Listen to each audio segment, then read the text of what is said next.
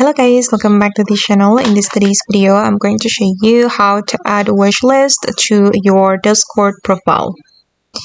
Okay, let's get into it guys. Here I have already opened my Discord application on my PC. And first of all, I'm going to go to my profile. Okay, right here.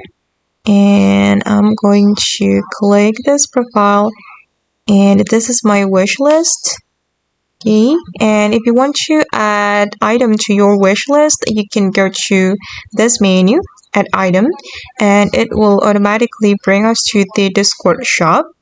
And you can click on the heart to add the item to your wish list. For example, I'm going to add this item. Okay, and if you want to remove it, just click on the heart again until the heart is empty. Okay, just like this.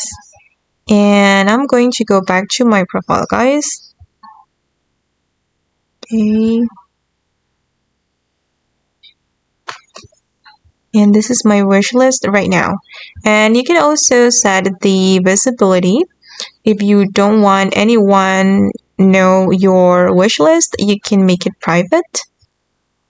Okay, and now my wish list is visible to other Discord users so they can see and gift me items from my wish list.